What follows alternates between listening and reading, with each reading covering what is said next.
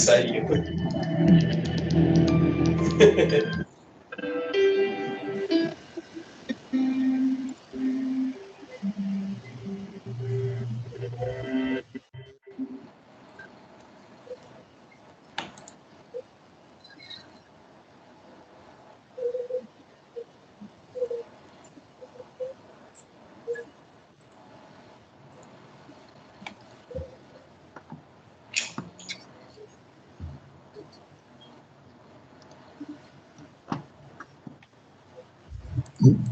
Olá, pessoal. Boa tarde a todos. Gostaria muito de agradecer a presença de cada um de vocês aqui, né, não só das pessoas convidadas, né, para fazer parte, né, para compor aqui essa mesa redonda, apresentando um pouco da ideia, né, sobre o tema, né, no início, mas todos vocês que estão aqui presentes para poder participar com questionamentos, com as suas próprias opiniões, né, ao final do evento. E isso vai ser realmente bastante enriquecedor aí na minha visão. Espero que vocês aproveitem bastante aí o tempo. Antes de mais nada, eu queria avisar que essa mesa redonda está sendo gravada, tá? Ela vai ser disponibilizada, né, no nosso canal do YouTube depois. Então, sintam-se à vontade não só de participar agora, mas depois, quando divulgada, né, a gente vai mandar para vocês o link, compartilhar com amigos, com outras pessoas aí, colegas de trabalho. Eu acho que vai ser produzido hoje aqui vai ser bastante interessante para consumo póstumo, né? Bom, eu sou o Carlos Paiola, eu sou diretor da Seção São Paulo, também sou diretor da Aquário Software, e eu tenho um prazer imenso de contar hoje aqui com a presença de 3 pessoas que são referências nessa nossa área, né?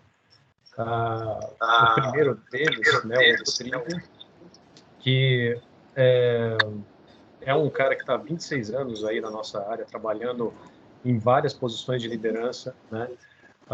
Especificamente nessa área de automação industrial, já trabalhou em empresas como Rockwell, Siemens, GE, Phoenix Contact, mais recentemente a Norgren, e ele é membro do Conselho Nacional de Indústria de Máquinas, né, a ABIMAC. Então, seja muito bem-vindo, Rodrigo. Também temos aqui conosco o Telmo, que é engenheiro mecânico, né, formado pela UNB, mestre em engenharia de petróleo, né, pela Unicamp, doutor em políticas públicas pela UFRJ e tem pós-doutorado em administração pela FGV. Né? É um cara extremamente gabaritado, né, no mundo acadêmico e já tem 30 anos no setor de engenharia, construção, energia, óleo e gás. Já trabalhou na Aker Solutions, Camargo Correia, Emerson, Shell, Liquid, Cozipa, e ele é diretor de Relações Institucionais da Associação Brasileira de Engenharia Industrial, a ABEMI, e diretor de Relações Empresariais do Grupo UTC. Tá? Também seja muito bem-vindo, Telmo. E, por fim, temos o Maurício, né, que é um engenheiro eletrônico formado pelo ITA, né, sobreviveu ao ITA, né, Maurício? E é um profissional com uma experiência gigante nessa área de automação industrial, trabalhou por muitos anos na Invensys, né, desde a época ainda de Foxconn, né, e hoje ele é o gerente geral do ARC Advisory, e recentemente teve um evento anual deles, né, a conferência aí anual. Eu acho que o Maurício pode trazer bastante informações para a gente ali do front, né, do que foi discutido aí nesses dias, né.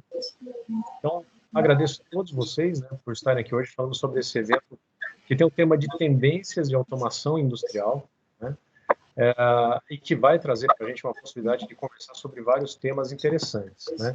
Eu tenho certeza que todo o tempo que a gente tiver vai ser pouco, né. Então, deixa eu começar aqui apresentando a Isa, né, para quem não conhece e que não conseguiu assistir aí o vídeo no começo, né, a Isa, ela é a The International Society of Automation, é uma associação internacional que congrega membros dentro dessa área de automação industrial e que tem uma série de produtos e subprodutos da sua atuação, né. A gente tem, acho que como principal produto, a questão das normas relacionadas a esse mundo de automação industrial, mas é um grupo que promove exatamente essa discussão sobre os temas relacionados à automação, sistemas, indústria 4.0, tudo que faz parte desse nosso universo, né? E eu acho que tem uma atuação muito importante através das sessões que a gente tem aqui pelo Brasil e pelo mundo, trazendo os membros para dentro dessa roda de conversa, escutando um pouco do que usuários finais, fornecedores de tecnologia, pesquisadores, associações têm a dizer sobre esses assuntos, fomentando a discussão sobre os temas mais polêmicos ou mais atuais, né? E, além de tudo, ainda ministra treinamentos, né, conceituais, treinamentos que façam sentido para esse contexto, né? A Seção São Paulo tem uma série de treinamentos envolvendo protocolos de comunicação de campo, válvulas de controle, boas práticas em automação, tem uma série de coisas bacanas aí à disposição dos membros, tá? O evento de hoje, como eu disse, né, traz essas 3 figuras ilustres aqui para a gente poder conversar um pouquinho, e eu tenho o prazer aí de mediar essa conversa. Muito rapidamente eu quero introduzir para vocês um pouco da visão da ISA, né, sobre esse tema e a minha visão particular. A ISA, como eu disse, produz uma série de materiais, e um dos que eu recomendo para vocês baixarem é um relatório de tendências, né, publicado aí pelo Bill Lydon, que é o editor da Automation.com e também da revista Intech, né, que é uma publicação, um periódico da ISA. Para quem tiver interesse, aqui está o link, tá? Eu vou copiar para vocês no chat aqui desse grupo, para vocês poderem baixar esse Electronic Book. E lá ele fala sobre 10 tendências que ele viu, né, uma vez que ele centraliza essas informações, conversa com usuários finais de tecnologia, conversa com fornecedores, com pesquisadores, né, não só dos Estados Unidos, mas do mundo todo. Ele reuniu isso em 10 tendências principais que, na visão do Bill, são importantes para esse próximo ano, né, de 2021, na verdade, para o decorrer desse ano, e que vão tratar de vários temas, né? Então, se você vê a questão da digitalização, da transformação digital em si, é um ponto central de toda essa discussão do artigo dele. Ele também fala muito sobre as iniciativas de manufatura regionais, assim como no Brasil nós temos aqui, né, o que iniciou se chamando de manufatura avançada, e hoje já se fala de indústria 4.0 abertamente, né? Assim como no restante do mundo também tem outras iniciativas, né? Ele também fala muito sobre o impacto para o controle de processos, né, para a automação do mundo de processos. Ele fala sobre o uso de cobots, né, que são os robôs colaborativos.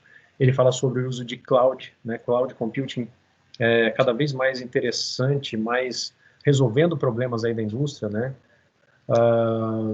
A questão também de sistemas sem fio, né, de comunicação sem fio, de IoT. Ele fala muito sobre a questão de IoT nessas tendências, né.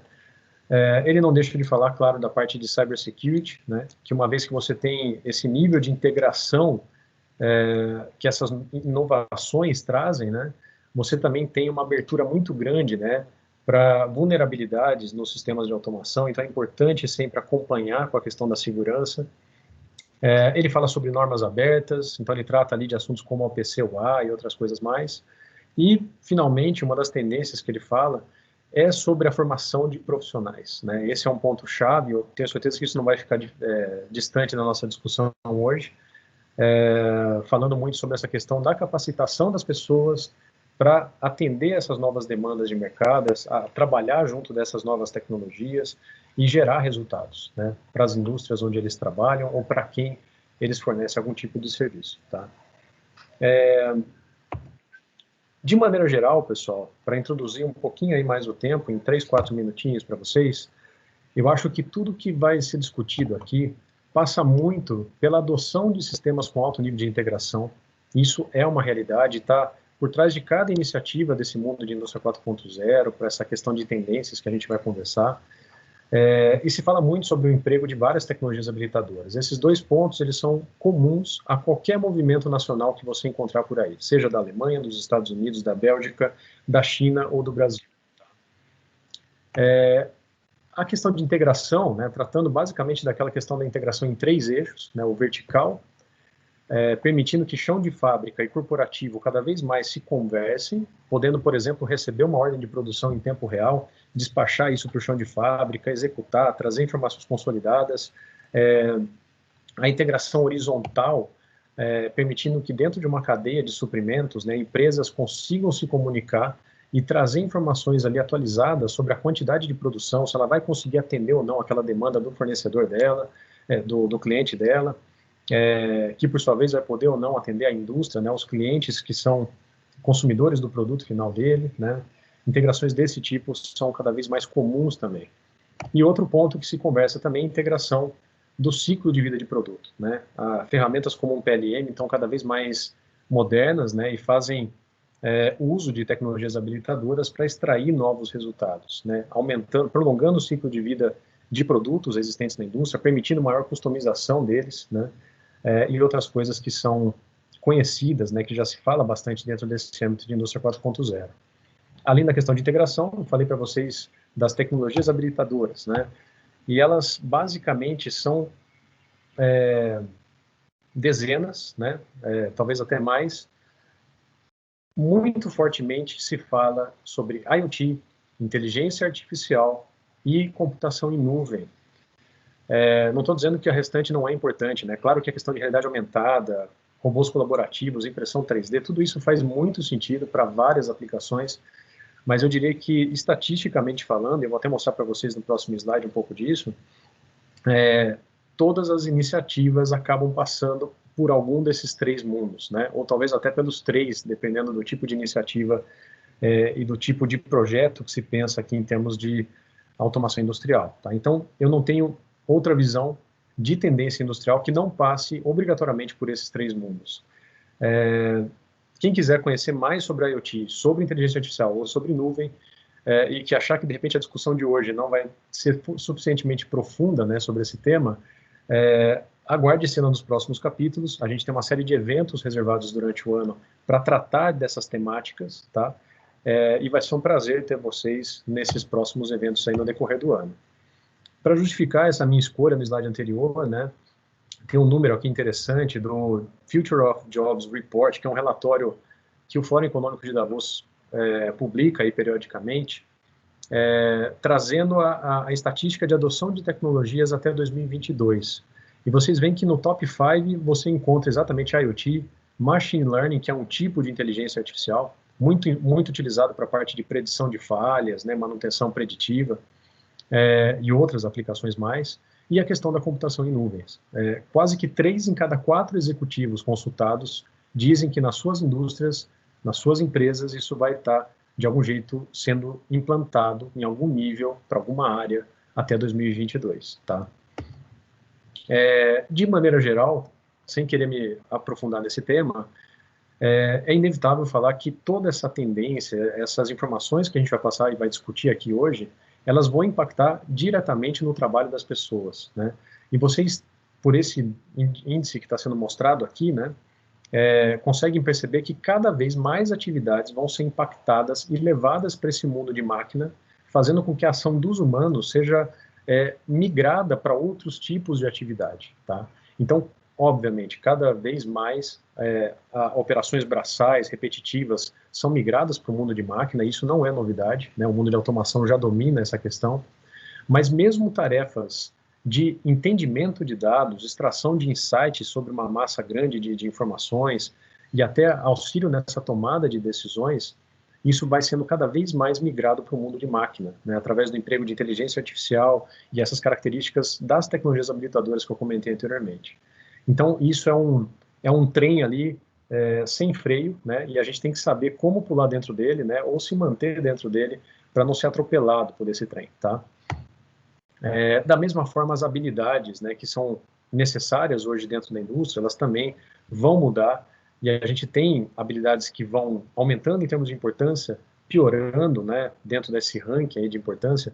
Então é importante que a gente esteja sempre ciente, né, desse tipo de evolução das tecnologias, das tendências, para a gente também poder se preparar, em termos de capacitação, em termos de busca de informações, e eu acho que vocês que estão aqui hoje nessa mesa redonda já deram mais um passo nesse sentido de informação. Então, parabéns para vocês que estão aqui hoje junto de nós, tá?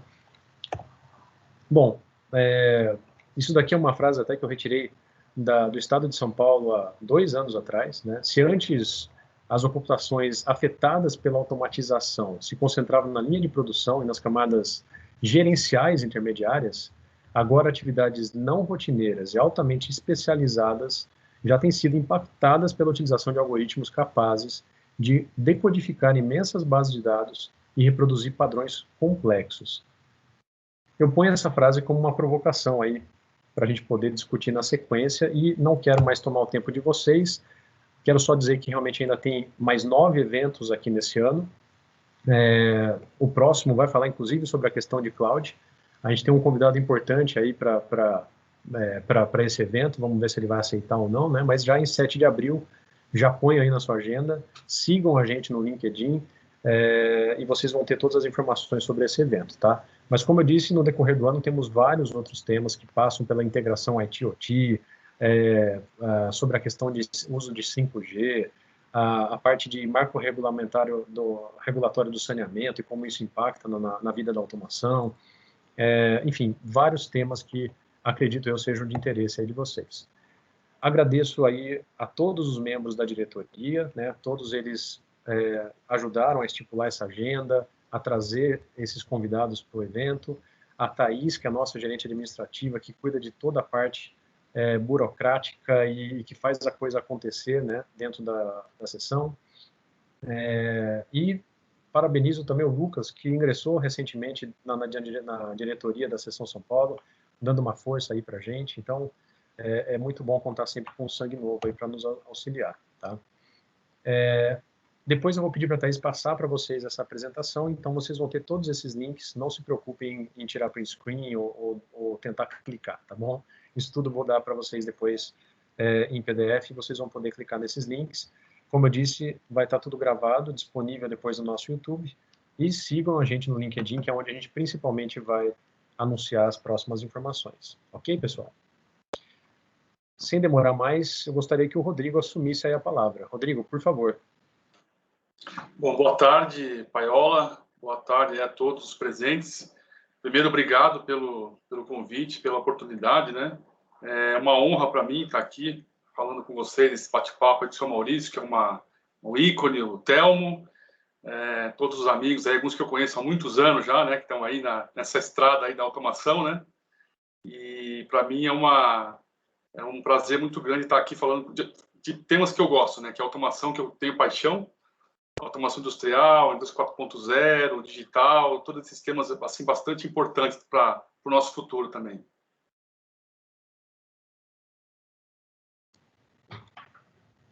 Legal, Rodrigo. Bom, pode começar a explanar a sua opinião sobre a questão das tendências. Sinta-se à vontade. Bom, eu acho que um dos temas aí que a gente tem visto aí, como é que, em relação a tendências, como é que a indústria 4.0, que é um dos temas principais em relação à automação, tem se comportado na pandemia, né? Não só como é que isso vai evoluir daqui para frente, né? E uma pesquisa aí que saiu agora recentemente, agora em dezembro, da CNI, a Confederação Nacional da Indústria, no Brasil, diz que a tecnologia, que é a indústria 4.0, está sendo adotada por 54% das pessoas que foram, dos executivos que foram entrevistados, no universo de mais de 500 empresas. E você falou aí das principais tecnologias, a principal delas, em primeiro lugar, que está sendo mais utilizada, é a cloud computing. Primeiro, dizer que a pandemia serviu como um turbo, né, para poder realmente alavancar não só a transformação digital, mas também a indústria 4.0. E dentre essas tecnologias que foram analisadas na pesquisa de dezembro com essas empresas pela CNI, a principal, como você falou aí, uma das principais é a cloud computing. Foi dita por 52% dos respondentes como principal tecnologia da indústria 4.0. Depois aparecem os sensores, né, que é o hardware, os sensores aí de IoT, que é outro ponto que você falou também, com 36%. Os softwares de gestão avançada, entre eles aí você falou do PLM e tal, e softwares em geral com 33%, e os sistemas de conexão máquina a máquina, 33%. Então você vê que só na parte de hardware, que é uma parte importante, que tem a ver com a aquisição de dados para a gente poder instalar nas máquinas, né? Somado, só nessa parte, 63% das pessoas respondentes colocaram a parte de dados, de hardware para aquisição de dados. Mas um tema interessante ainda, Paulo, é o seguinte, que apesar de 54% dos respondentes terem admitido que estão usando, que estão avançando com a indústria 4.0, 55% conhecem o tema e 45% ainda desconhecem o tema. Não sabem o que é indústria 4.0. Então, olhando o copo meio cheio, né, vamos dizer assim, olha a oportunidade que nós temos, nossos fabricantes do setor de automação industrial, os stakeholders do setor, né, o quanto que nós temos para avançar ainda nesse tema. 45%, isso foi em dezembro agora, pesquisa da CNI, desconhecem o tema.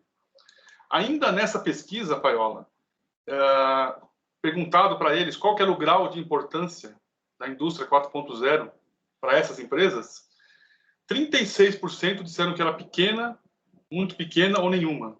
Né? Então, ainda mais de um terço ainda, mesmo com toda a questão do digital, da transformação digital, ainda entendem que isso é uma situação ainda que tem pouca importância. Em relação ao ritmo de introdução, né, na indústria 4.0, 52% disseram que está pouco ou muito atrasada. Né? E aí você faz uma análise com alguns dados também. Eu gosto muito de dados como engenheiro e como de pesquisas, né? Um outro dado da ABDI, Agência Brasileira de Desenvolvimento da Indústria, nos diz aí que no Brasil menos de 2% das indústrias estão preparadas para adotar a indústria 4.0. Esse mesmo dado na Europa, Estados Unidos e China é 50%. E até na Índia e no Paquistão, 25%. Então, novamente, né, olhando o copo meio cheio, e aí eu sempre falo nas minhas palestras, nos meus artigos de posts do LinkedIn, dos times que eu liderei agora recentemente, da importância do digital e do oceano azul que nós estamos ainda nessa questão da indústria 4.0. Então, houve um avanço, as empresas têm que sobreviver, as empresas têm que produzir, só que ainda no Brasil, por questões diversas, aí, né, entra a questão você falou aí do 5G que vai vir, aí a gente entra na questão da banda larga, a questão da infraestrutura de chão de fábrica, e a questão cultural, né, que é uma questão importante também, acho que é muito importante também a gente abordar nesse bate-papo, a questão cultural, né, porque a transformação digital e a indústria 4.0 não é só em termos de tecnologia. A tecnologia, sim, ela é uma habilitadora da indústria 4.0, né? Porém, além da tecnologia, você ganha eficiência operacional, e aí você ganhando eficiência operacional, você tem melhores margens, né, para você investir no seu negócio, ganhar competitividade, né? Mas para mim, como um homem de vendas, como um homem de negócios, de marketing, eu enxergo também, além das tecnologias, a questão de você poder lançar novos produtos, novos serviços, você poder mudar, oferecer novos modelos de negócio, né? Então a gente vai falar muito em negócios disruptivos, né? Oferecer novas oportunidades e o principal, né? Que na minha opinião, para a gente colocar aqui para iniciar o debate, a gente também, você falou da questão aí do horizontal, do horizontal, que é toda a cadeia, né? Desde o fornecedor até o cliente, e do horizontal, que é do chão de fábrica até os sistemas de TI, o cloud, de gestão, né? Nós temos que também olhar a indústria 4.0 sob o aspecto do cliente. Como é que nós podemos, né, melhorar a experiência do cliente? Então, esse é um ponto que eu queria já colocar para a gente, né, com esses dados, com esses números, mas também olhar todo esse contexto também como uma visão de negócios, de modelo de negócios, de rupturas, né? E aí, isso passa também pela questão do quê? De inovação, competitividade. O Brasil, agora acabou de sair o ranking aí, o ranking mundial, né, de inovação, e o nosso Brasil está na posição de número 62. né? Ele ganhou 4 posições, mas ele está em número 62º lugar, dentre 131 países. E no ranking de competitividade, o Brasil está em 56º, num total de 63 países. A questão da indústria 4.0 também, na minha visão, passa por uma questão dos líderes, cultural, a questão da inovação aberta. Nos últimos anos e meses, eu me envolvi muito com startups, nesse ecossistema de aceleradoras. Eu procurei sair um pouco da minha caixinha, né? Eu conheço já bem a Bimac, conheço a ISA, conheço os OEMs, conheço os integradores, os end users, né? Mas eu procurei olhar um pouco do outro lado da caixinha como é que são as coisas, né? Então, eu tive muito contato com startups, dei mentoria para startups, e até escrevi um artigo sobre isso. Eu dei mentoria, mas eu também recebi muita mentoria, eu aprendi muito, né? Então, essa questão a gente vive num ambiente que é muito cheio de paradigmas, muito cheio de normas, rígido, né? Então, eu acho que também nós vamos precisar mudar um pouco, nós, como empresários, executivos, empresas, olhar e trabalhar também esse lado de buscar a criatividade, a inovação, né? A gente fala do Open Innovation, inovação aberta, né? Buscar parcerias fora de empresas.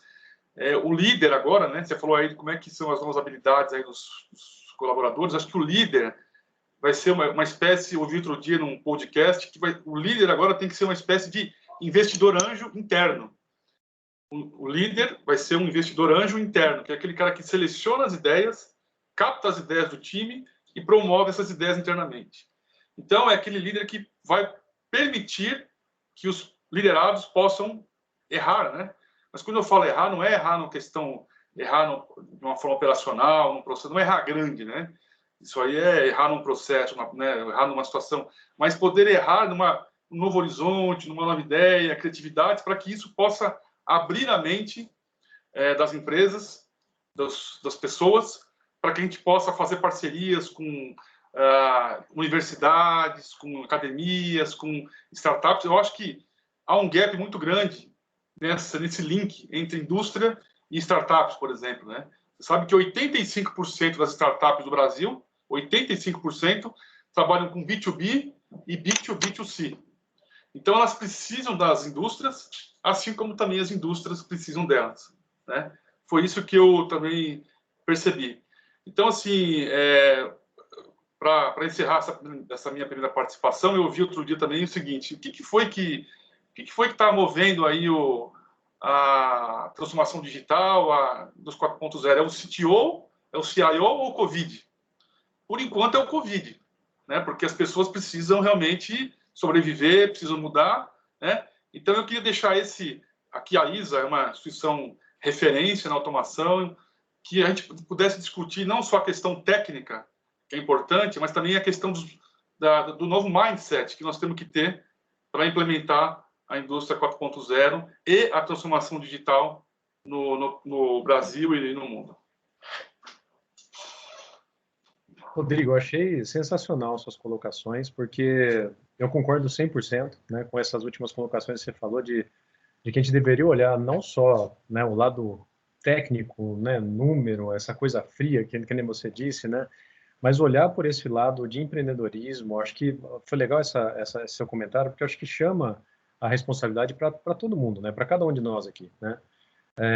Tem muita gente que às vezes senta, cruza os braços e acha que isso é uma coisa que vai cair no colo, né? Ou que, se vier eu vejo como é que eu lido, se não vier, cara, depende da gente aqui, né, fazer isso, né? Dentro da nossa empresa, para os nossos clientes, para os nossos fornecedores. Então, eu acho que todos nós deveríamos vestir essa carapuça, né, e entender que a gente pode ser, como você disse, né, esse anjo interno, né, esse cara que vai fomentar novas ideias, abrir a mente para novos conceitos, não só para novas tecnologias, mas para tudo que traz junto disso, né? Novas culturas, novos processos. Então, cara, achei bem legal. E os números que você disse, né, que você trouxe, deixam claro o potencial que a gente tem, né, para melhoria. O Brasil é um país que exala a criatividade, que tem bons profissionais e que poderia tomar posse dessas oportunidades mudando esses números, né? E mais um ponto que eu me lembrei agora que eu acho importantíssimo, desculpa, eu não quero me alongar aqui, Imagina. questão que é o seguinte: falou das novas competências dos colaboradores e tal. Eu acho que agora chegou um ponto, numa era que acabou o comodismo. Então, assim, comodismo nosso, né, como colaboradores, como empreendedores, como gestores e das empresas, né? Então, assim, agora nós estamos na era do aprendizado, de adquirir novos conhecimentos e estudar constantemente, que é o lifelong learning, né? Como diz o meu mestre, o Zarel, lá do INSPER, quer dizer, não existe mais ex-aluno. E aí esses movimentos, você vê alguns, você falou aí de alguns movimentos, as empresas também algumas estão se mexendo. A VEG, por exemplo, no último ano, ela comprou 4 startups, né? Então a VEG comprou a PPI Multitask, a V2Com, a Mvisia, que é de inteligência artificial, e a BeerMind. Desculpa, a BeerMind e a Mvisia, que é visão computacional. E eu tive com os donos da BeerMind, os donos da Mvisia. Você vê agora movimentos, novos entrantes, né? Quem diria que a Accenture, uma empresa de consultoria, comprou agora a Pollux, né? Ela tinha comprado já a TAM, né? Todo mundo conhece a TAM, a TPH, e eu tenho lá um amigo que trabalha na Pollux, na Accenture, que é o Cadu. Então, assim, novos entrantes para as empresas. Então, hoje você não tem mais, não é só a Rockwell, a Siemens, GE, a BB, Schneider, você tem a Accenture, aí você tem o Google, aí você tem a Microsoft. Então, assim, é o momento de todos nós nos reinventarmos, repensarmos e estudarmos continuamente. E nunca foi tão fácil adquirir conhecimento, né? Nunca teve tanta oportunidade como agora, na minha opinião. Você tem razão, cara. Você falou e disse. Essa parte realmente dessa movimentação de mercado, né? Você vê que, como eu disse, não é só você, indivíduo, que tem que se mexer. As empresas também têm e elas estão se mexendo, né? Por isso que eu digo, aquelas empresas que não se mexerem, aqueles indivíduos que não se mexerem, eles correm um risco grande daquele cara do lado dele, né, que senta na baia do lado, ou aquela empresa que é concorrente dele, que está ali na esquina, ou mais, que nem você disse, empresas que normalmente não são minhas concorrentes, mas que de repente mudaram de tal forma o seu fornecimento que se tornam concorrentes e até mais relevantes que a gente, né? Então, acho que todo mundo tem que realmente estar antenado para essas tendências para poder se adaptar da melhor forma. Muito bom, Rodrigo. Sensacional. Valeu aí pela participação. Vamos deixar o pessoal começar a pensar nas perguntas. Pessoal, perguntas podem ir escrevendo aqui pelo chat, tá? Aqui do Teams, e a gente tenta organizar aqui para responder no fim, tá bom? Vamos lá. Telmo, por favor, agora é a sua vez de passar um pouco das suas ideias aí sobre o tema para a gente. Ok. Muito obrigado, Paiola. Primeiro, mais uma vez, também obrigado pelo convite, pela oportunidade. Momento, espero que todo mundo esteja devidamente em casa, seguro, porque a situação parece que ainda vai piorar muito antes de melhorar, infelizmente, mas pelo menos agora nós temos vacinas e em breve as coisas devem sofrer uma reviravolta importante, como já está acontecendo nas pessoas aqui no Brasil, né, de mais idade, e nos outros países onde já foi vacinado, as coisas finalmente estão melhorando.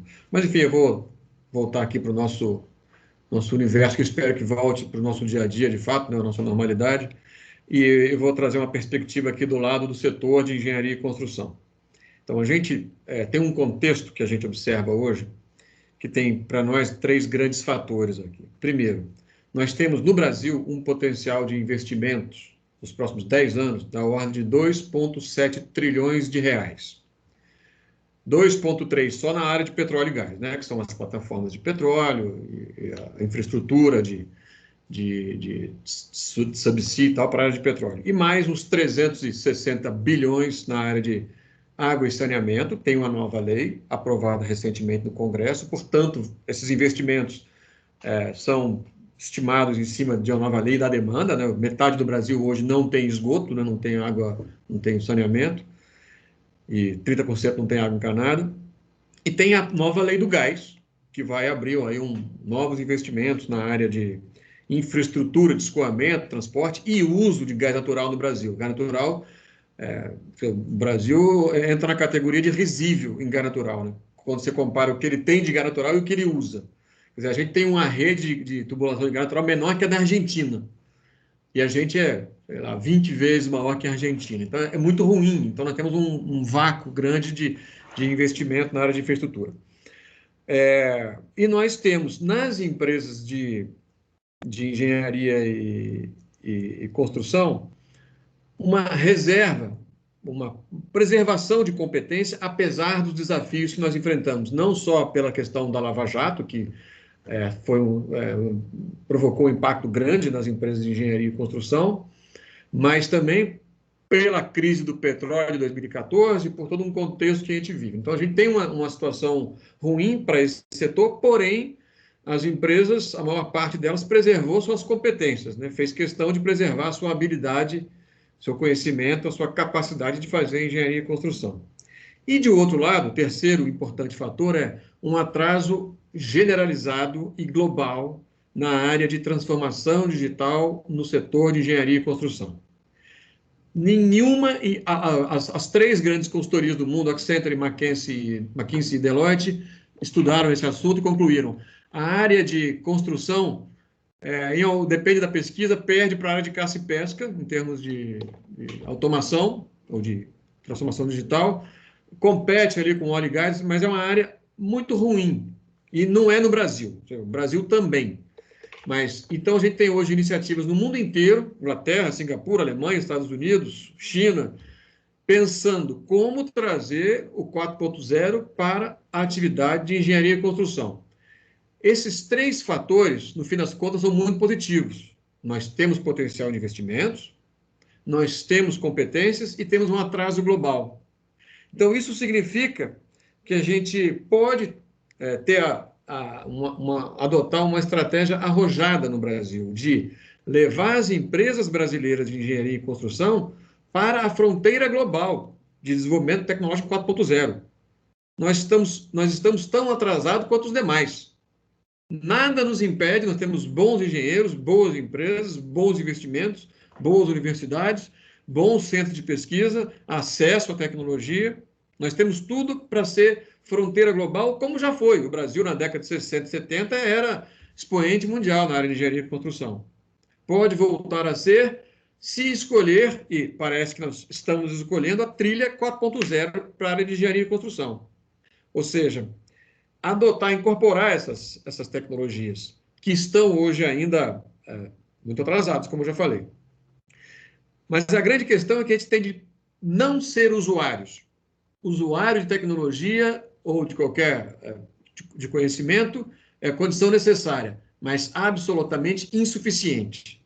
Nós temos de passar para a categoria de desenvolvedores, criadores, geradores de tecnologia. Não que a gente vai criar um drone ou vai criar um software, mas o processo pelo qual os drones, ou blockchain, ou seja lá que for tecnologia 4.0, foram introduzidas na atividade de engenharia e construção, as empresas locais têm de ser capazes de criar esse processo. Não ver como é que uma empresa estrangeira faz e vou só fazer aqui o que os outros já estão fazendo há 2, 3 anos. É insuficiente. Então, o nosso desafio é dar esse pulo, de passar de usuário e subir o que se chama, em economia, de escala tecnológica, né? De usuário a gerador de tecnologia. Como a Petrobras, que até a década de 80 era usuário de tecnologia de terceiros. A partir dos anos 2000, a Petrobras adquiriu a competência de ser criadora de tecnologia.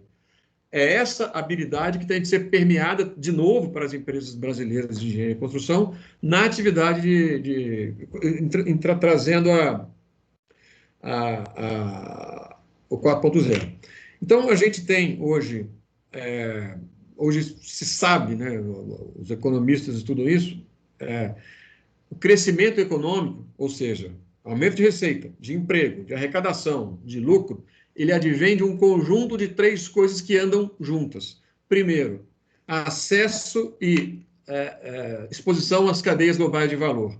Ou seja, o Brasil tem de ser exportador de serviços de engenharia e construção, como já foi, mas ainda era muito, digamos, heroicamente, espasmodicamente, na década de 60, 70. Temos de deixar o mercado doméstico, tem que ir além do mercado doméstico. Cadeias globais de valor, acesso a elas é importante para o crescimento econômico. A outra coisa é que o sistema local de inovação aqui no Brasil, que são as regras, né? As regras do sistema, o arcabouço regulatório aqui tem que ser positivo, indutor de tecnologia. E nem sempre é. Se nós estamos na posição 62 no ranking mundial de inovação, uma grande contribuição dessa má colocação é regras brasileiras ruins para quem quer ser inovador no Brasil. Nós temos algumas regras que têm que ser mudadas. Se a gente olhar só para o setor de engenharia e construção, pode ser mais fácil do que mudar o Brasil inteiro. E a outra coisa que é a capacidade de inovar das empresas, né? Subir a escala tecnológica de usuário para gerador de tecnologia. Essas três coisas andam juntas. Você só adquire capacidade tecnológica se se expor às cadeias globais de valor e se seu país tiver um bom conjunto de regras. Essas três coisas, as regras melhoram à medida que as empresas melhoram porque as cadeias globais de valor dão conhecimento, mas as cadeias globais de valor melhoram porque tem mais empresas portanto conhecimento. Essa coisa é um círculo virtuoso. E nós, na área de engenharia e construção, como todo mundo está atrasado, a gente tem a oportunidade de ir para a frente da fila. Em termos de iniciativas específicas, primeiro, as grandes associações que lidam com engenharia e construção, a ABM, que é de onde eu sou diretor, a Associação Brasileira de Engenharia Industrial, Sinicom, Sindicato da Indústria de Construção Pesada e Infraestrutura, Instituto de Engenharia de São Paulo, nós estamos convergindo e unindo. Nós precisamos introduzir o 4.0 na nossa atividade. Nós já sabemos disso. Bom, vamos lá, o que nós temos de fazer agora? Uma das coisas que a gente observou tem um conceito chamado demonstrador 4.0, que são lugares, espaços onde a tecnologia 4.0 é testada.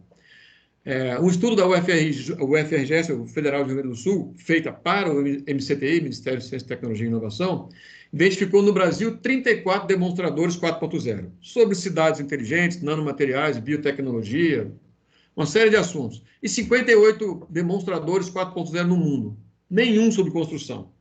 O que para nós foi uma boa notícia, ou seja, estamos chegando na hora certa. Um dos nossos passos temos de ter no Brasil, estamos trabalhando nisso, um demonstrador 4.0 para engenharia e construção. Significa que um lugar, isso existe um que eu achei nos Estados Unidos, é da Oracle, chama-se Innovation Engineering Lab, se você digitar na internet você vai achar isso, onde tem lá uma escavadeira autônoma, um operário com um uniforme digital, uma série de coisas num canteiro e um lugar onde tem a RVR para você fazer o projeto ali. Isso existe e nós queremos fazer isso no Brasil. É a melhor maneira que a gente vê de observar a tecnologia e incorporar ela na nossa rotina.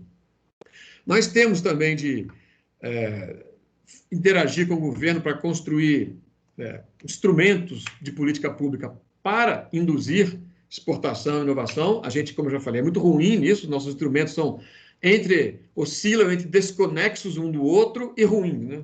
Quando analisa sozinho é ruim, quando você analisa em conjunto não melhora. São instrumentos ruins e isso precisa ser revisto. Nós temos de aumentar a nossa interlocução com o Estado para que essa evolução ocorra com o Estado. Na verdade, não existe nenhuma história no mundo de indústria ou de setor econômico que evoluiu sem interlocução entre Estado e empresas. E isso também é ruim no Brasil, a gente precisa melhorar nossa interlocução. Por último, esse negócio de 4.0 em construção, o primeiro artigo sobre esse assunto é de 2016. O primeiro livro é de 2020. Esse assunto é absolutamente desconhecido, novo, começou a ser estudado agora. Como introduzir o 4.0 na engenharia e construção. Hoje, nesse momento, a arquitetura sugerida pelos grandes especialistas é ter o BIM, que é o Building Information Modeling, que é um conjunto de softwares de fazer engenharia, como núcleo, que faz a conexão entre o ambiente físico, que é um canteiro, vamos dizer, digital, onde vai ter uma impressora 3D, vai ter IoT, vai ter robótica, vai ter retroescavadeiras autônomas. Essa é a parte física. O BIM faz a conexão com o resto, que são os drones, inteligência artificial, a RVR, cibersegurança, blockchain. Esse conjunto de coisas é que vai formar o que a gente chama de construção 4.0. A gente conhece o BIM, a gente conhece o drone, a gente conhece a IoT, mas a integração disso tudo para fazer engenharia e construção 4.0, estamos tateando a superfície agora. Sabemos que temos de ir, não há opção para isso. Sabemos que podemos ser, os brasileiros, líderes globais, porque ninguém é líder global ainda. E sabemos que temos os nossos desafios aqui, mas nós estamos indo por essa linha. As empresas de engenharia e construção adotaram essa estratégia, introduzir 4.0 na sua atividade, porque nós estamos juntos no mundo inteiro, atrasados. Mas nós vamos conseguir. É isso. Cara, muito legal o que você disse, Telmo, porque em alguns pontos eu vejo que a realidade industrial é muito semelhante, né? Tem muitas verticais industriais que se encontram na mesma situação, né? Eu acho que você citou até algumas delas aí, né? próprio saneamento é uma área que ainda está engatinhando nesse sentido, né? Tem muitas oportunidades, tem muitos bons profissionais, até um deles eu vejo que está aqui na nossa reunião de hoje, né? Um cara que, né, viveu a vida inteira na Sabesp e fez muita coisa bacana, mas dentro desse mundo de indústria 4.0, né, tem muito ainda para ser estudado, feito, né, crescido. Até a forma de se contratar e de se adquirir tecnologias e serviços muda, né, nesse novo cenário. E se as empresas não se prepararem, né, para se adaptar a esse tipo de tendência, para dizer, na verdade, até realidade, né, para tantas verticais, para tantas indústrias, né, elas vão, cara, tropeçar, né, na hora de chegada de um marco regulatório. Então, isso vai acontecer para saneamento, vai ter um trauma, né? Isso vai acontecer, como você disse, para o gás. Eu nem sabia que tinha esse movimento também na área de gás. Achei interessante você ter comentado. E, com certeza, também para essa área de construção. Então, eu fico feliz de saber que esse universo de construção está se mexendo no Brasil, uma área que, inclusive, sempre foi referência, né, global em termos de capacidade de execução e de tantas técnicas, né?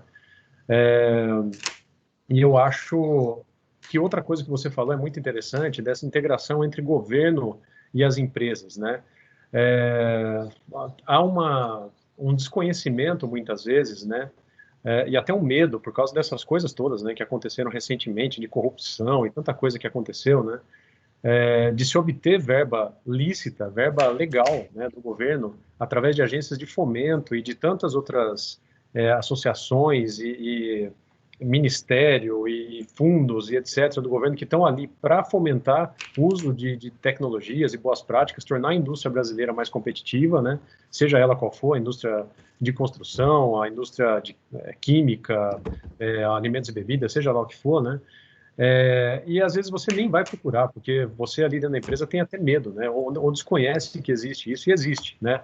No curso nosso lá de Indústria 4.0, na Vanzolini, a gente gosta sempre de dar um bom exemplo para os alunos, que é o caso da Embrapi.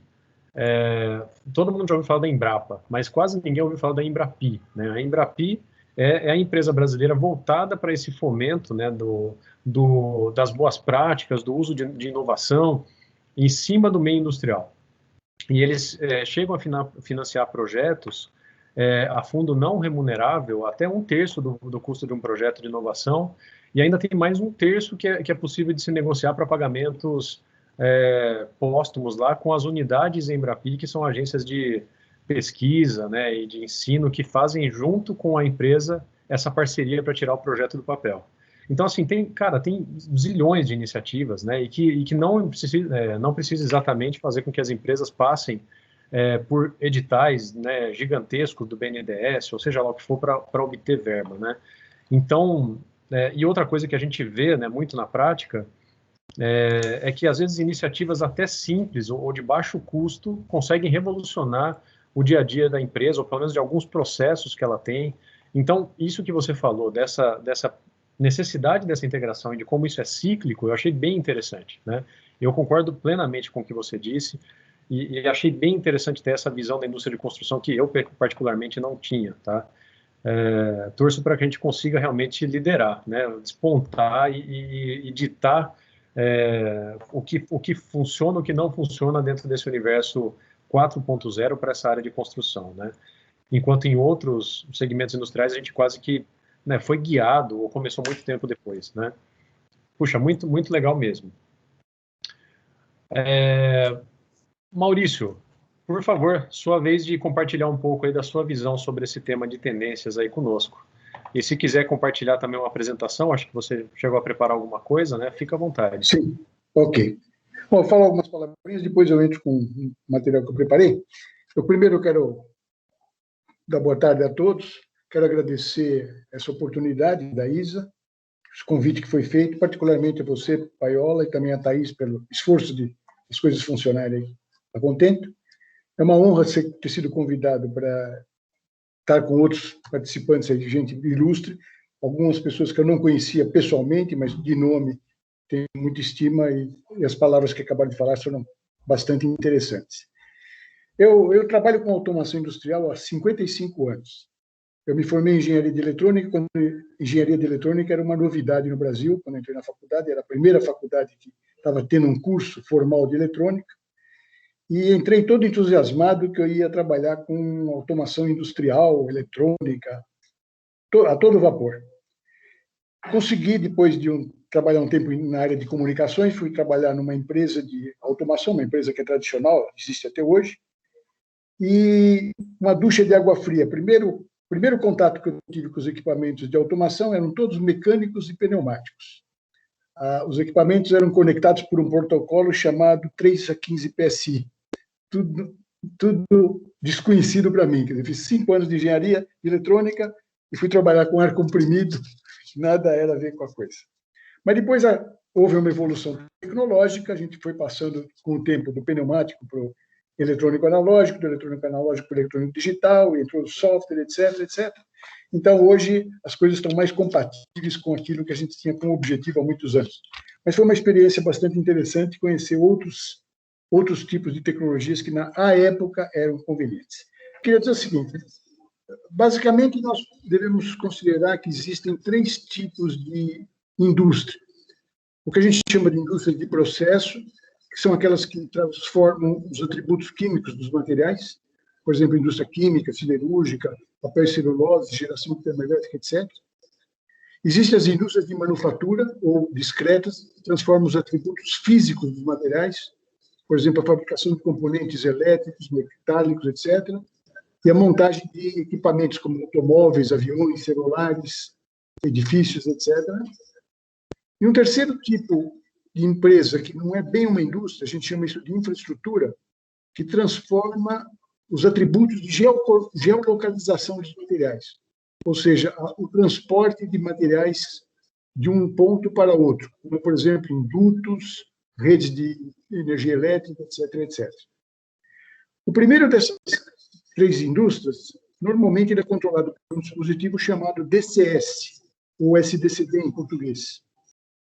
O segundo, que são as indústrias de manufatura, normalmente são controlados pelo PLC, ou CLP em inglês, e as infraestruturas normalmente são controladas por um dispositivo chamado sistemas SCADA, que é Supervisory Control and Data Acquisition, que ele tem um pouco da funcionalidade do DCS, um pouco da funcionalidade do PLC, e é integrado por dispositivos de comunicações à distância.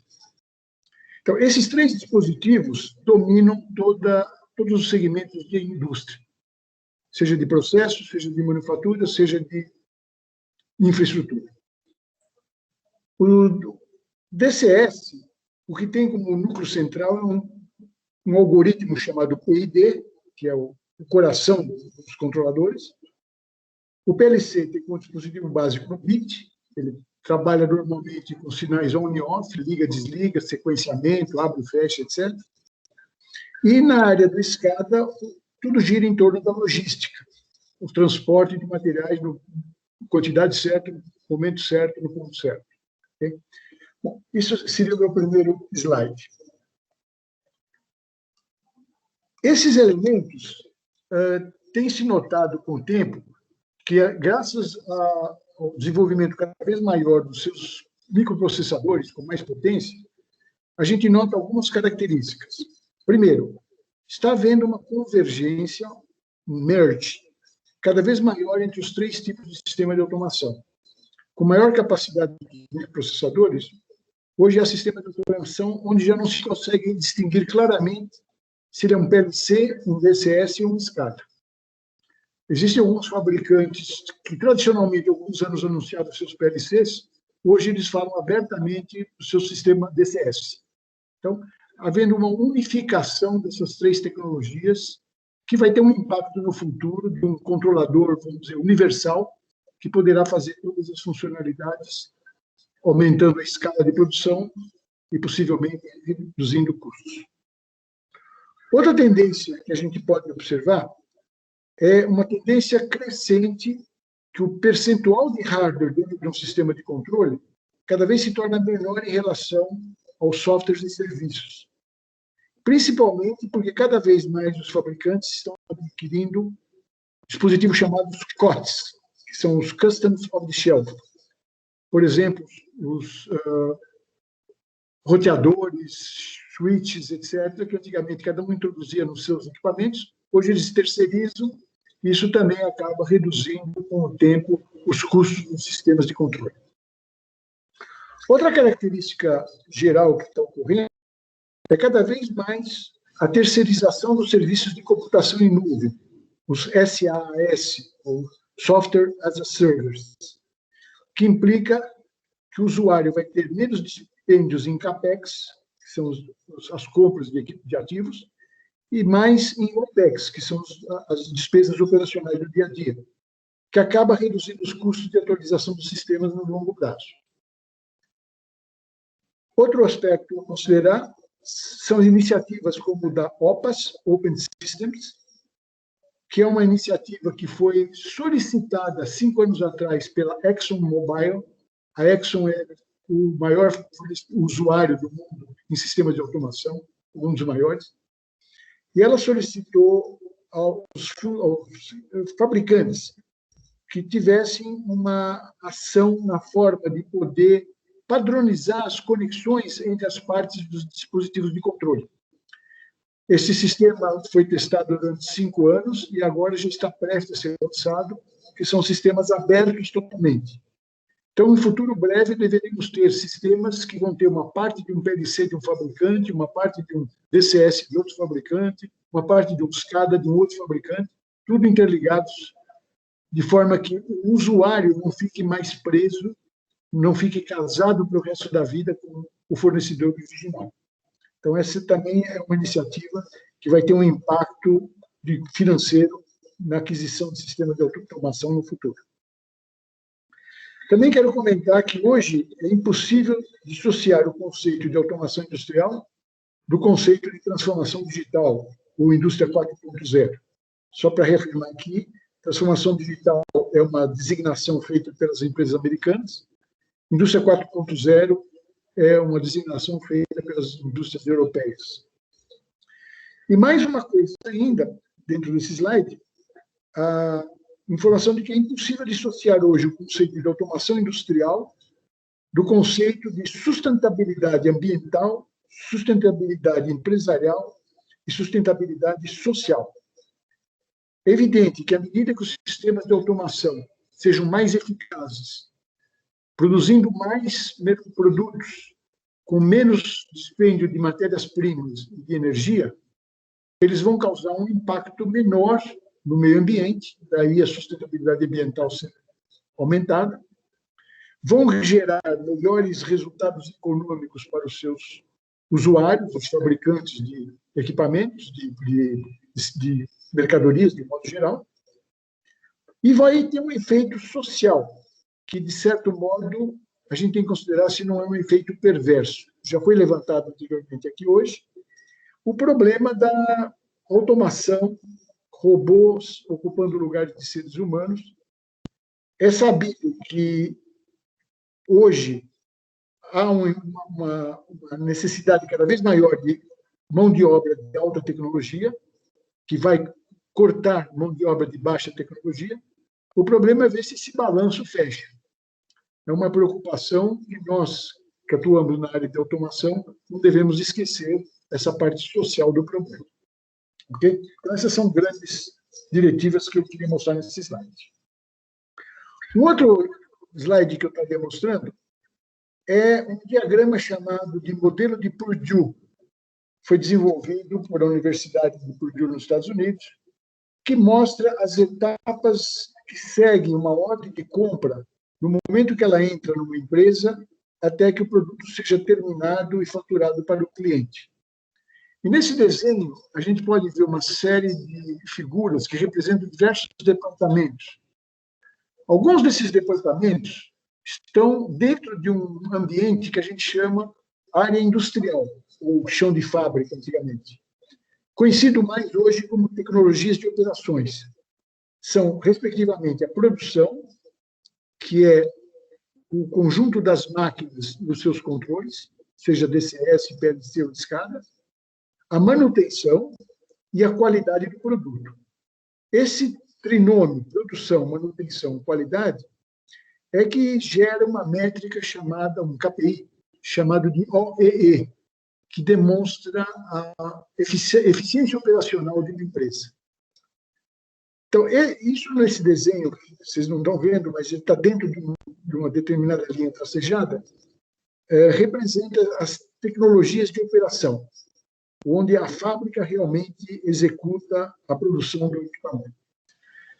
Dentro desse recinto de operações, alguns anos atrás, com o advento das comunicações digitais entre o campo e o sistema de controle, os transmissores digitais permitiram pela primeira vez que os elementos de medição, os transmissores, transmitissem não apenas os sinais de medição, mas também os sinais de saúde dos equipamentos de campo. E isso é que permitiu uma integração completa entre a parte de produção e a gestão de ativos. Então, houve essa integração muito forte entre produção e manutenção. E, da mesma forma, também com relação à qualidade. O que está fora dessa linha tracejada é o que a gente chama de tecnologias de informação, onde o ambiente trabalha muito mais com números, com valores monetários, compras de materiais, venda de material, custo de produção, etc., etc. E é a área de TI.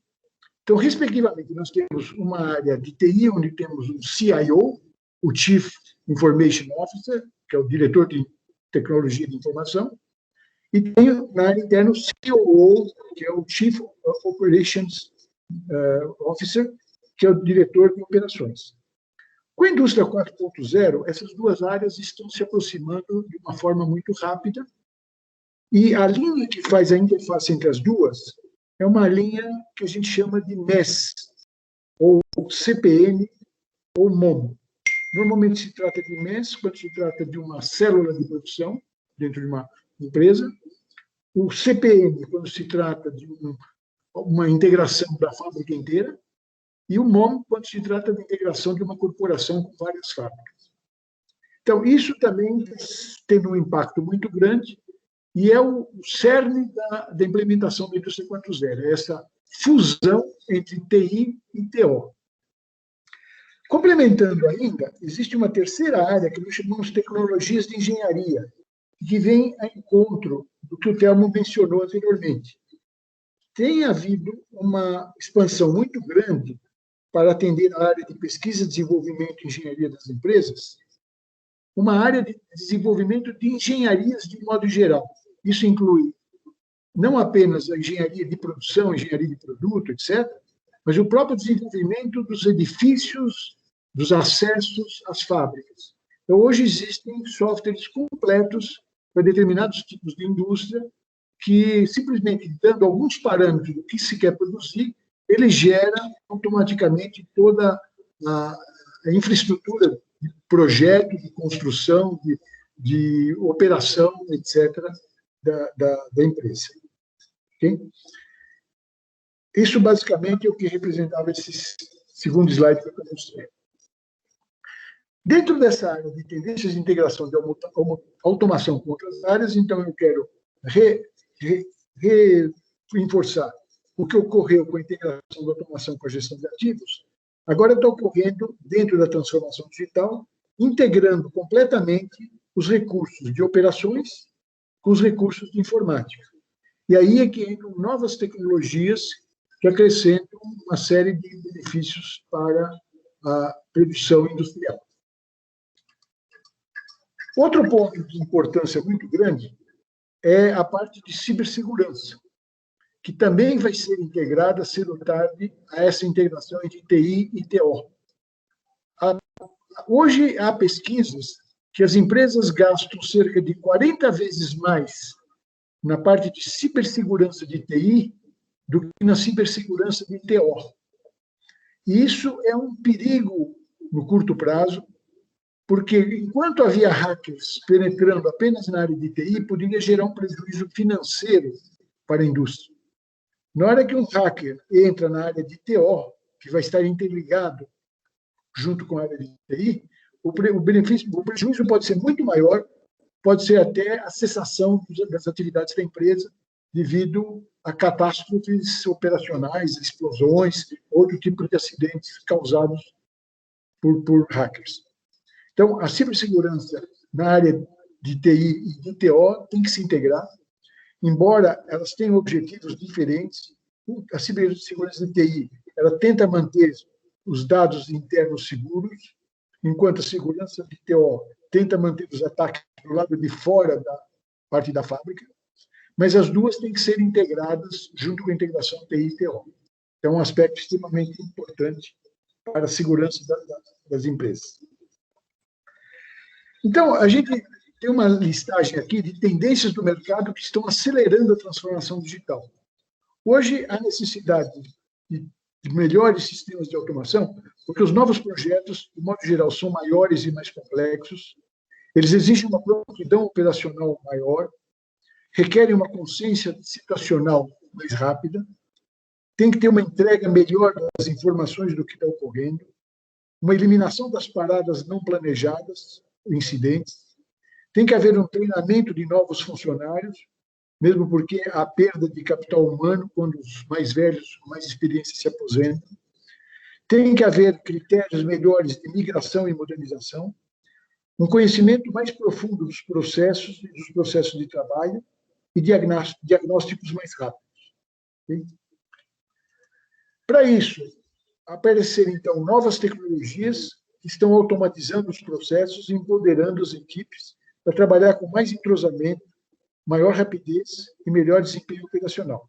São elas: inteligência artificial, aprendizagem de máquinas, ou machine learning, analítica avançada, realidade aumentada, realidade virtual, gestão de desempenho de ativos, gestão de desempenho de operações, gestão de integridade de ativos, blockchain, robôs colaborativos, robôs autônomos, gêmeos digitais, IoT Edge e convergência entre IT e OT.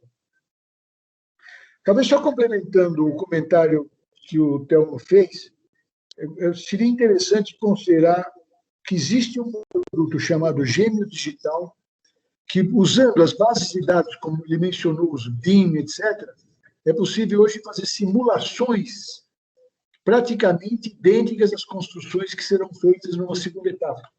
Então, o Gêmeo Digital, usando as etapas do PLM, ele permite fazer uma fábrica virtual, uma planta virtual, e que vai melhorar o projeto, vai melhorar a construção e vai melhorar a operação no pós-partida. Okay? Passando agora para o outro slide. Então, a inteligência artificial é o principal facilitador dessas tecnologias que eu mencionei. Com conectividade e execução, ele está transformando a manutenção, as operações, as cadeias de suprimento, os projetos de engenharia, está influenciando na robótica, máquinas inteligentes, veículos autônomos, sensoriamentos remotos, interface de voz, realidade aumentada e aplicativos inteligentes personalizados. Bom, aqui eu apresentaria uma coisa que não vai dar para mostrar para vocês, o seguinte: entrando no site da ARC, eu puxei uma lista de cerca de 200 atividades que são complementares à automação industrial. São cerca de 200 plugins que complementam o que a gente antes chamava automação industrial, com simplesmente aqueles instrumentos de painel, instrumentos de campo. Isso para dizer que a automação industrial ficou uma coisa muito mais complexa, muito mais poderosa nas suas atitudes, nas suas atividades, mas muito mais complexo, muito mais difícil de se implementar.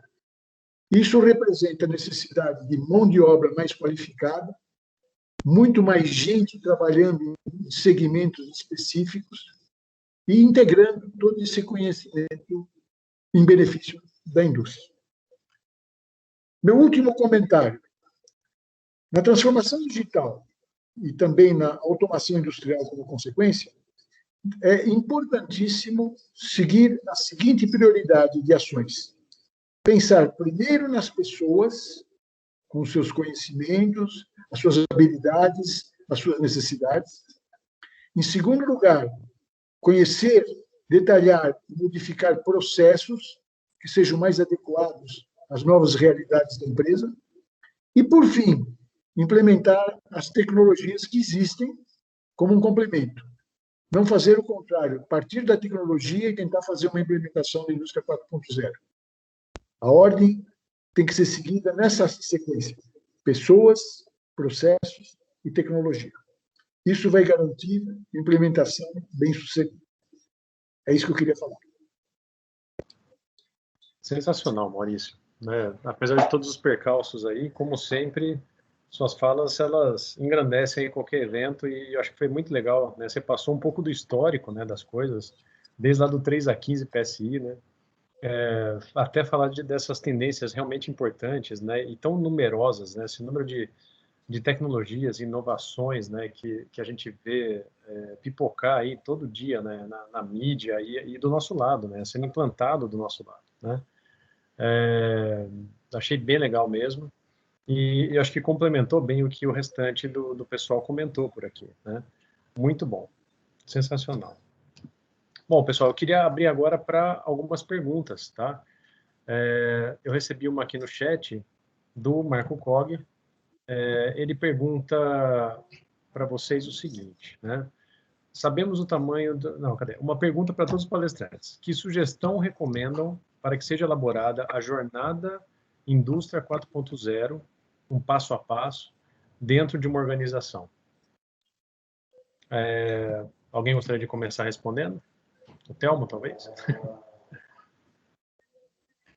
Ó, eu vou falar para vocês uma coisa. Eu li uns 20 artigos sobre isso. Cada um fala uma coisa diferente. É muito complexo. Acho que o Maurício tocou num ponto aí relevante, que é dar uma sequência para pessoas, sistemas gerenciais e a parte de hardware. Pode ser uma boa sequência. Acho que começar pelas pessoas é importante. Mas, olha, tem alguns trabalhos muito bons da McKinsey e da Deloitte falando, do Banco Mundial também, o World Bank tem um trabalho ótimo sobre isso, explicando, olha, nós achamos que deve ser assim que você tem de fazer, mas ainda tem um bocado de incerteza, e eu acho que cada empresa vai ter de achar o seu caminho. Esse negócio, essa é a pergunta de alguns bilhões de dólares. Como que eu dou esse passo aí? Não vai ser no automático, não, mas assim... É um esforço deliberado que tem de ser feito. Ninguém vai dar esse passo buscando na prateleira. Não é commodity. Cada um vai ter de construir a sua trajetória. O que eu acho é o seguinte, minha opinião, né? É que isso, muita gente fala sobre isso, que parece virou um modismo, igual a transformação digital, né? Mas eu acredito que realmente é uma jornada. O senhor Maurício sabe bem disso, igual há alguns anos atrás, que se falava sobre o sistema de qualidade, que hoje virou um departamento de qualidade, né? Quando começou lá no Japão, depois da Segunda Guerra Mundial, depois veio nos anos 80 os sistemas de ERP e tal, e eu acho que a transformação digital e a indústria 4.0 não é um projeto, é um caminho sem volta, vai virar um departamento, não tem um fim, entendeu?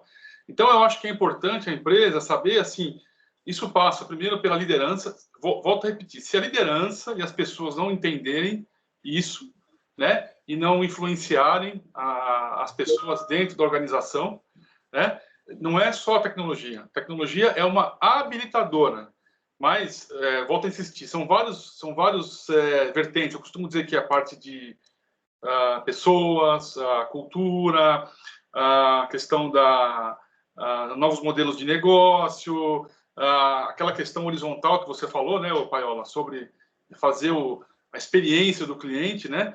Então, no meu entender, a tecnologia, as tecnologias que nós falamos habilitadoras são um ponto, mas a questão do treinamento, a cultura e muitas vezes você precisa desafiar a cultura, né? Na minha empresa e tal.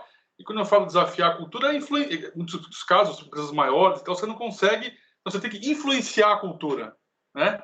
E aí você colocar, introduzir a indústria 4.0 e a transformação digital como se fosse um caminho sem volta, um departamento, que não tem fim mais isso.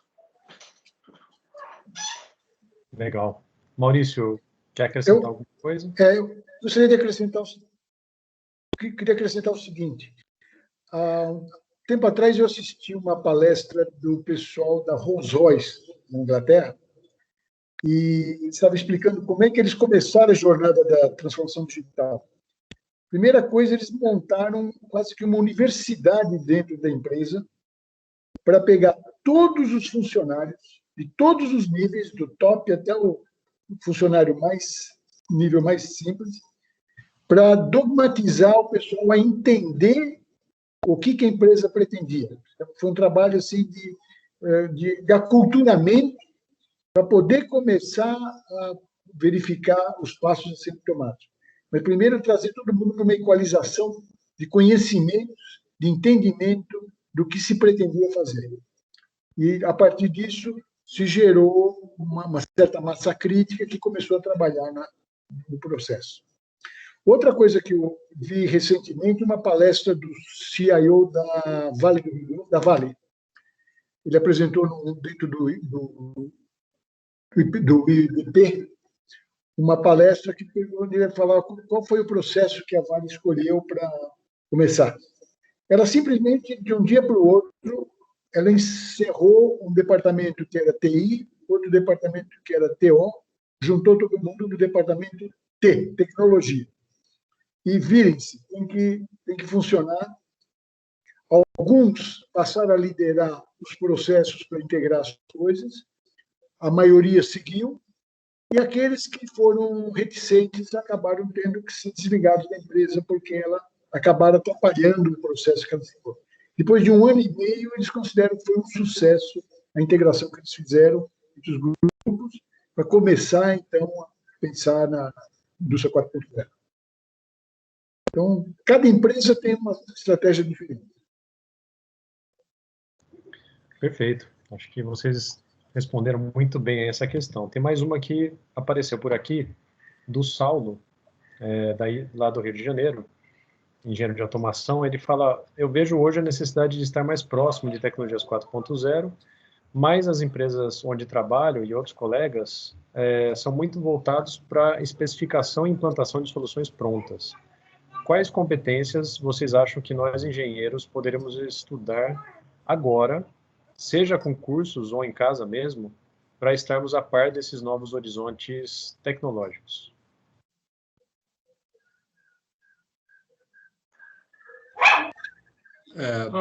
Posso comentar isso? Por favor. Eu sou engenheiro desde 1986. Eu passei pela mesmíssima experiência e até hoje passo. Não é um problema da sua empresa ou seu.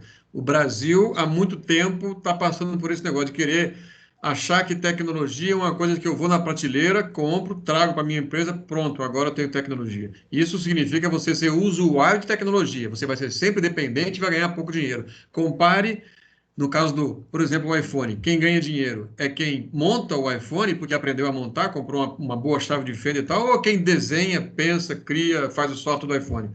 O conhecimento é que gera dinheiro e não comprar tecnologia. Mas nós temos um enorme problema no Brasil. Se você quer influenciar nisso, eu recomendo você a estudar economia.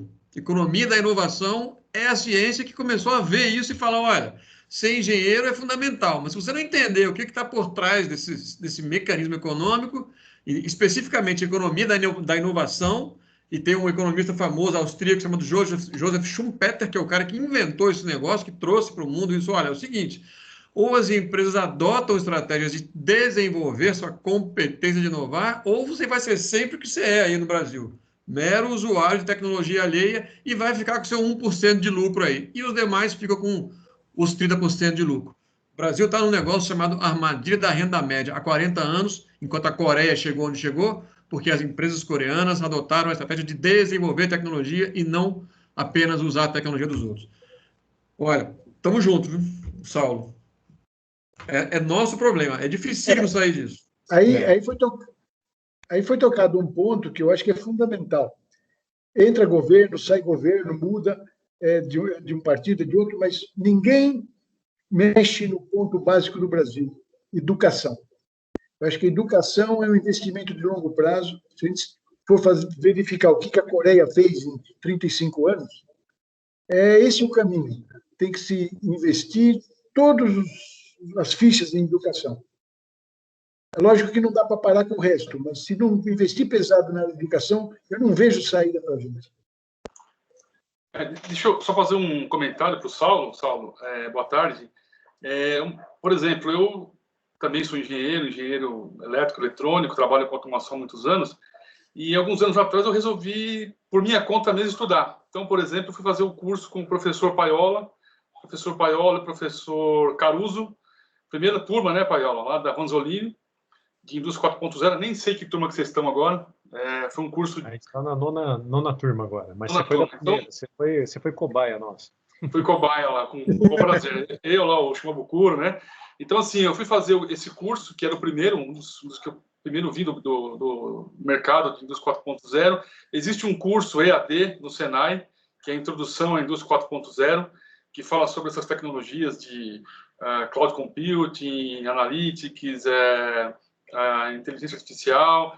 Então, assim, eu acho que hoje, cara, a gente tem assim uma série de informações aí disponíveis na internet, em vários lugares, né? Lógico, tem que pesquisar, porque tem muita, desculpa o termo, tem muita porcaria, né? Mas é importante você pesquisar e ir atrás. E existem vários lugares que você pode, inclusive, várias startups, com várias aceleradoras, universidades que precisam, que fazem isso na prática, que você pode ir lá e né, se integrar e ajudar e aprender, entende?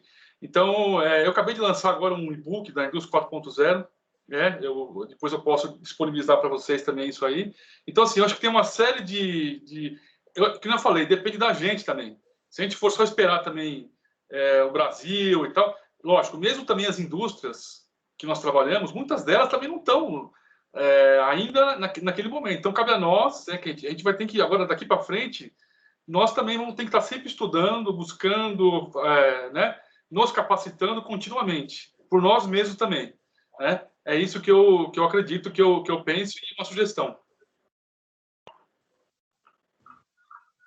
Legal. Maurício, se quiser complementar. Não, eu concordo que tem que ser, cada um tem que procurar os caminhos, as disponibilidades. Agora, a nossa massa crítica podia ser bem maior se a gente tivesse uma educação básica melhor. Eu acho que é um ponto crítico que a gente tem. Não tem uma população grande, mas a massa crítica com conhecimento ainda não tem o volume necessário. Só para complementar, um dos lugares que o pessoal falou da Embrapia aí, né, o Senai está fazendo um trabalho sensacional, tá? Então, existem alguns Senais referências aí, né, aqui em São Paulo, lá em São Caetano, Senai da Indústria 4.0, que é um laboratório de céu aberto lá. O ano passado, eu era diretor na Norgren, eu fiz uma reunião de vendas com o time lá, existia um espaço com um lab, e eu fiz uma reunião de vendas com o time de vendas e marketing, levei eles lá para conhecer. Então, eu sugiro que também, quem quiser entender um pouco melhor e tal, além desses cursos, né, procura o Senai também, né? Eles estão super abertos, são super proativos, né? Então, eu acho que também é um bom caminho. Muito bom. Bom, reforço aí o ponto de vocês, concordo muito aí com tudo que foi falado, né? Acho que investimento em educação é uma das coisas que o governo deveria priorizar, né? Mas infelizmente é um plano de médio e longo prazo em termos de resultado, então não é tão populista assim, né? E pouco se investe nisso muitas vezes. Então, não sei se algum político, né, com influência vai poder assistir esse nosso evento, mas se tiver essa possibilidade, né, fica aí dado o recado, né? Acho que o Telmo disse é preciso, assim, né? Exatamente o que deveria ser levado em consideração como importante. Desculpa, pessoal, minha filhinha está participando aqui. O que ela acha a respeito? Não sei, o que você acha, Maia? Conta aí. Oi. Olha, pessoal, eu preciso deixá-los, que eu estava com outras reuniões já programadas. Perfeito, Telmo. Agradeço demais aí sua participação. Abrilhantou demais e espero contar contigo aí em próximos eventos também. Conte comigo. Infelizmente, agora, nesse dia, eu já estava com uma série de coisas aqui acumuladas, eu não vou conseguir ficar com vocês um pouco mais. Sem problemas. Na verdade, já passamos aí do tempo uns 20 minutos, né? Claro que quem tiver compromisso, sinta-se à vontade para prosseguir, mas quem puder ficar, ainda temos mais algumas perguntinhas aqui para fazer, tá? Mas brigadão, viu, Telmo? Ok, desculpa, pessoal. Infelizmente, não vou conseguir dessa vez. Até uma próxima. Até. Sem problema. Tchau, tchau. Bom, uma outra coisa que eu acho interessante perguntar é o seguinte: com relação à infraestrutura, né, para a implantação dessas novas tecnologias, na opinião de vocês, vocês acham que as indústrias hoje estão realmente preparadas para assimilar, para começar a utilizar essas novas tecnologias, essas tendências que vocês comentaram? Ou os desafios ainda são muito grandes em termos de capacitação, ou mesmo em termos de infraestrutura tecnológica para coletar dados, etc. O que vocês acham? Bom, eu acho o seguinte, na minha opinião, depende. Nós temos aí, mais ou menos, o Brasil, Paiola, 700 mil indústrias, né, mais ou menos. E dessas 700 mil indústrias, nós temos indústrias nos mais variados níveis. Então, tem gente na 1.0, tem gente na 2.0, tem gente na 2.5, na 3, enfim. E aí existem bastantes equipamentos antigos. O Parque Fabril brasileiro é um Parque Fabril de mais ou menos 20 anos. Ele precisa ser, né, atualizado. Isso é um ponto. E até eu falei no começo que, segundo a pesquisa, aí, nós estamos com o Brasil com 2% só, nossa capacidade para colocar a indústria 4.0 nas empresas. Ponto. Isso é problema de infraestrutura do país e tal. Agora, em termos tecnológicos, cada vez mais, vocês sabem disso, os sensores, os dispositivos, eles estão ficando mais potentes e mais baratos, né? Então, hoje em dia, você consegue implementar esses sensores, esses dispositivos com preços bem acessíveis e com uma capacidade de processamento muito interessante, não é? Então, assim, colocando e trazendo essas máquinas, até as máquinas, nós chamamos aí as máquinas legadas, né, os sistemas legados, para coletar esses dados e tal. Então, não é um problema, na minha opinião, de tecnologia. Os fabricantes de sensores, dispositivos, eles estão com soluções, estão com preços, né? A questão é o seguinte, como é que essas empresas, aí a questão da cultura, do preparo, né, de entender o que fazer com esses dados, porque você colocar dados, né, encher de sensores lá, e o que eu faço com esses dados, né? Que soluções que decisões que eu tomo com esses dados? Então, é uma questão assim, volto a repetir, de ter um projeto, de ter um entendimento do que fazer, né? Agora que já tem solução e soluções baratas, com certeza.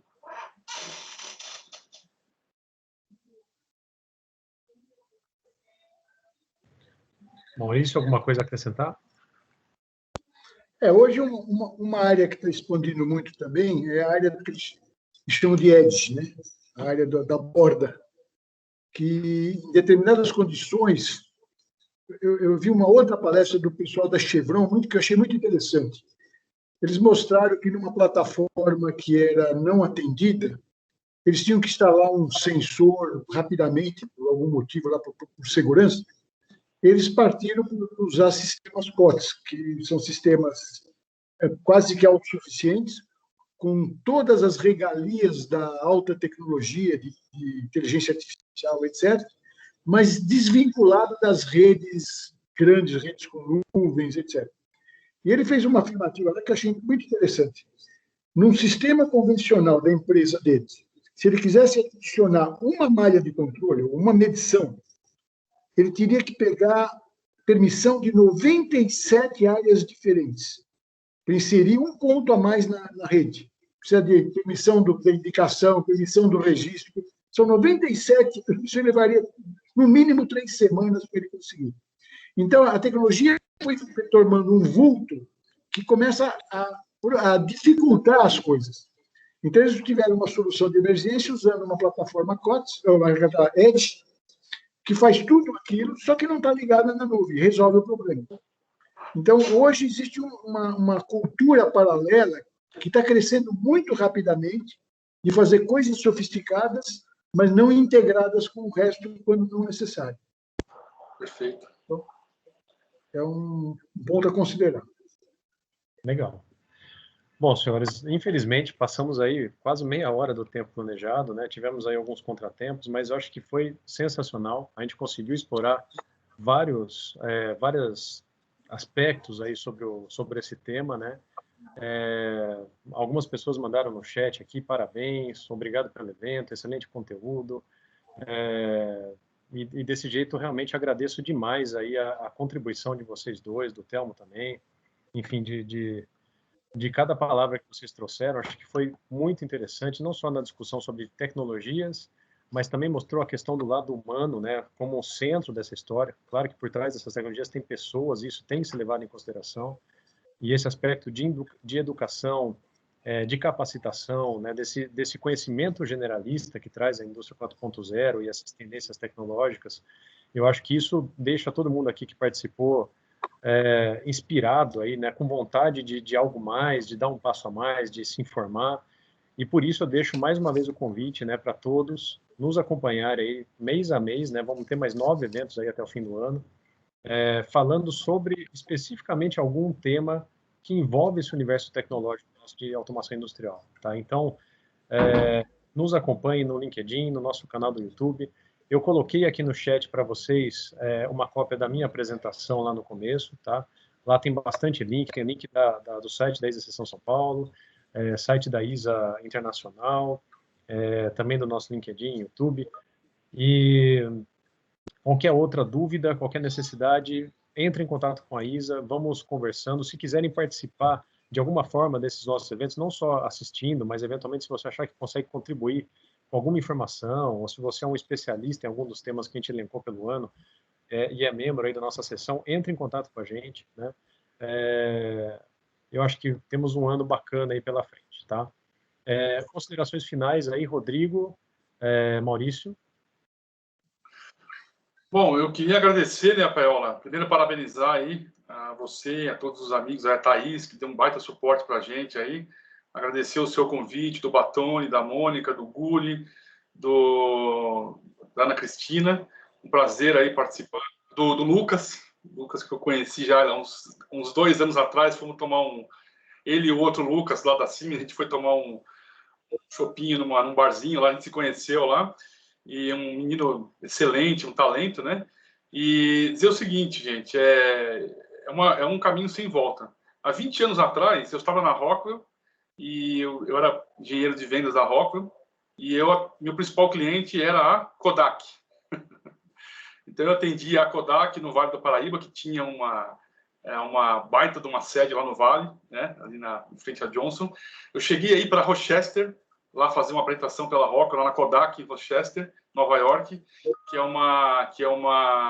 tinha lá uma sede com 50 mil funcionários lá em Rochester, e a Kodak simplesmente, por não entender né, virou um caso clássico dos MBAs, a Kodak, a Xerox, mas é mais ou menos o que está acontecendo agora, guardadas as devidas proporções, né? As empresas e as pessoas que não evoluírem, que não se reinventarem, vão ficar pelo caminho, né? Então, a Kodak, em 20 anos, não existe mais. Era o meu principal cliente, né?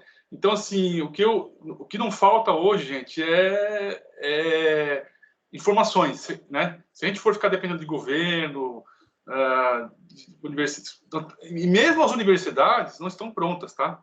O Paiola aí é um professor, o senhor Maurício tem experiência, mas mesmo hoje em dia, fazer MBA 2 anos, MBA sempre bom, mas será que os MBAs também... será que a gente consegue saber o que vai acontecer em 2 anos? Né? Esses planos estratégicos de 5 anos das empresas, será que a gente não sabe nem o que vai acontecer daqui a 6 meses, né?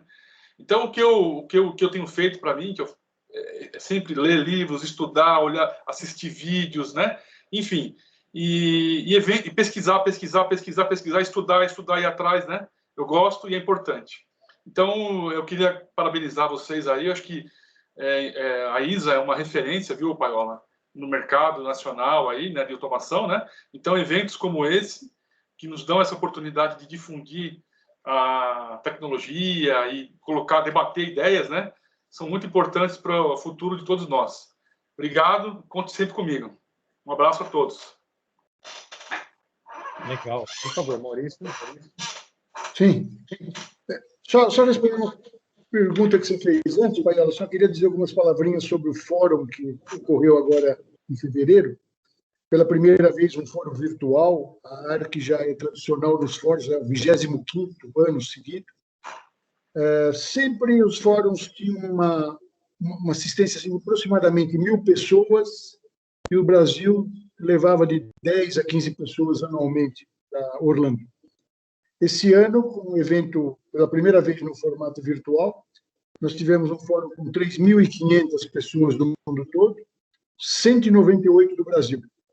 Eu acho que foi um sucesso, um grande número de pessoas participou, e foi excelente, né, apresentações das principais empresas mundiais, discutindo os principais assuntos. Foi extremamente interessante, foi gratificante. Cara, que interessante, números bem legais mesmo. Eu queria convidar vocês, né, para no chat aí da conversa também compartilharem, né, links aí que vocês achem interessante, né, da ARC, né, se o Rodrigo quiser passar também o e-mail dele, para a gente permitir que as pessoas também entrem em contato com vocês aí, né, caso tenham algum interesse após o evento, né, ou para conhecer mais a ARC, a ABIMAC, ou vocês mesmos, né. E, enfim, e mais uma vez agradecer demais aí a presença de vocês, o tempo de todo mundo que está aqui junto conosco assistindo. Eu acho que isso deixa a gente animado aí para os próximos eventos do ano. E vamos lá, bola para frente, né, pessoal? Ok. E cuidado, né? Cuidado com a saúde. Muito cuidado, realmente. Tá bom. Legal, pessoal. Então, né, se Obrigado. tudo der certo, estamos juntos lá em abril, até 7 de abril, com o tema aí de Cloud Computing. Todos já estão desde já convidados aí a participar. Ó, o Rodrigo mandou aqui o LinkedIn dele. O site da ARC, qual que é, Maurício? ARC Web? www.arcweb.com. Maravilha. Lá vocês vão ter todas as informações sobre esse evento, né, que o Maurício comentou, e que teve um impacto gigantesco, né? Também deixo aqui para vocês o endereço aqui da Seção São Paulo, que é o isasp.org.br, esse é o site da Seção São Paulo. E a gente tem também o isa.org, né, que é o site internacional aí da ISA. Tá? Pessoal, muito obrigado e até a próxima. Obrigado. Boa tarde a todos. Boa tarde, obrigado, gente. Se cuidem. Tchau, tchau. Até mais, tchau, tchau.